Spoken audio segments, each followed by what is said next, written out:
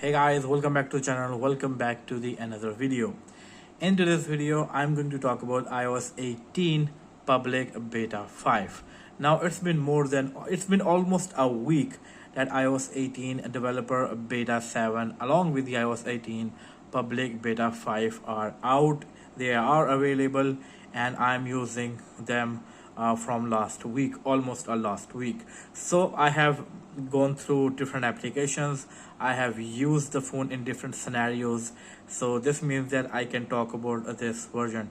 In this video, I'm going to talk about the performance, battery life, and when we can expect to see the iOS 18 next beta version. So this video is going to be a full-fledged related to the iOS 18 public beta 5. So without a further delay, let's begin this video. Now as we know that it is really good, everything is really smooth, and there were rumors that these versions might be going to be the final versions before the public release of the iOS 18 along with the new iPhones, but I don't believe them.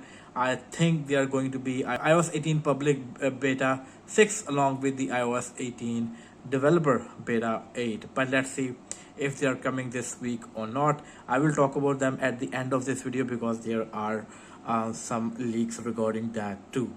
Now let's talk about the performance of this device, and to measure the performance there is a benchmark application known as Geekbench 6. Definitely these scores show some of the gives the basic. Definitely, these scores are not the final line about the performance, but they give the idea about the device, about the performance. So from these scores, I always take idea. I don't consider them something final or something, but I do consider them as the basic idea that how the device might be performing. So if I go over here, I get the Geekbench score of 2316 on a single core, while 5626 on multi-core running the iOS 18. As you can see, developer beta 7, which it can also be considered as public beta 5 because pretty much both are same, both have the same features, same performance, and everything is pretty much same, so there is no difference at all. If I compare the average iPhone 14 score, average iPhone 14 score is 2242, while on this with this iOS beta it is 2316. This is iOS 18 score is slightly better. In the multi-core, iPhone 14 average score is 5473, while this iOS 18 beta score are better, which means iOS 18 is performing really good on the iPhone 14 along with the any other iPhones. So they are performing really good. When the iOS 18 came out with the developer beta 1, these were scores. It was 2259 on a single core, while 5425 on a multi-core. This is the score of iOS 18 developer beta 1 back on June 14, as you can see. But now the scores are much better. As you can see, they are much better when it comes to multi-core, also to single core, which means that with every other update the performance is getting better, everything is getting better. Now I did a video about the iOS 18 running on the iPhone 14. That is a review video available on my channel. If you want to check out that video, you can go to my channel. Also, I did a video in which I talk about how you can downgrade from iOS 18 to the iOS 17. So if you want to downgrade, yes, you can downgrade, and that video is also available on my channel, so you can check out that video too. Now let's come back to this video and let's talk about the battery life from last 1 week, so we can have idea that how the battery is performing. So going into the settings over here, going to the battery, my battery health is 89%, maximum capacity is 89%. As you can see, many of you ask me this question, and that is why I'm showing this one right now here. Now going back over here, let's see how the battery is performing. I haven't charged my phone. I charged my phone last time yesterday 7 p.m. as you can see, and today is a Tuesday and I haven't charged my phone yet, and it is a 19% as you can see over here.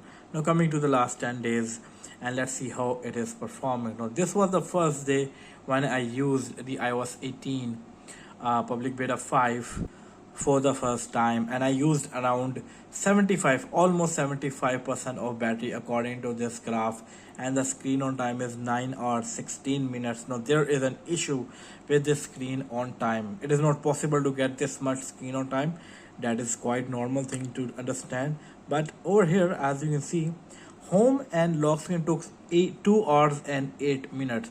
So if we deduct this 2 hours and 8 minutes from this one, still I'm getting 7 hours of screen on time with the usage of 75%, which is insanely good. Now moving to the next day, where I used my phone for around 50%, as you can see according to this graph, and the screen on time is 4 hours and 44 minutes. Next day again it is almost 45% screen on time, 5 hours 4 minutes. I don't know why it is showing that I was on home and lock screen for 2 hours and 7 minutes. If I deduct them, it will be like 3 hours for 48%. That is again a decent one. Over here, if I go again, I used for around 75% according to this graph, and coming over here it was around 5 hours and 53 minutes, again 1 hour 39 minutes on home and lock screen. And if I deduct this, it is like almost 4 hours and 15 minutes, which is still a decent screen on time, because I was playing game, and you all know that game always take more battery life than other, because they are using many different resources on the background. So games always consume a lot of battery. Also, I was quite active on Instagram. As you can see, this is one of the reasons why I am getting this much screen on time. Going to maybe this day over here, I consume around 65 to 70% of my battery according to the graph, and the screen on time is 5 hours and 57 minutes. Again, there is a home and lock screen issue coming over here. But if I conclude this screen on time, I can say it's a decent one, and it's not that bad. It is decent one, and it is getting better than the iOS 17, being very honest. Also, it is better than the previous iOS 18 beta's version, which is a really good sign. And it also means that when we are going to see the next iOS 18 update, it is going to be much better, because every other update is improving its performance and the stability. For now, there are no iOS 18 developer beta 8 or iOS 18 public beta 6. As you can see, for now there are no updates yet.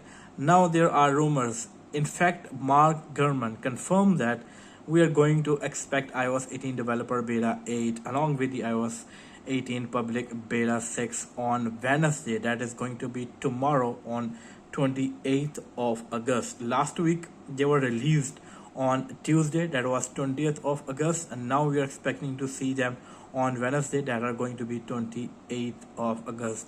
These are news by the Mark Gurman. Also, Apple announces their September event, iPhone 16 event, that is going to take place on 9th of September. So I'm expecting the RC update on 9th of September and the public release on 18th of September. And also, I did a video in which I talk about what we can expect from this September event. That video is also available on the channel, so check out that video. Well, these are all the things I really wanted to talk about in this video. Well, that's it from this video. I hope you like this video. If you did, give this video a big thumbs up. Do like and share this video, subscribe to my channel, and I will see you in my next video. Until that, take care. Peace out.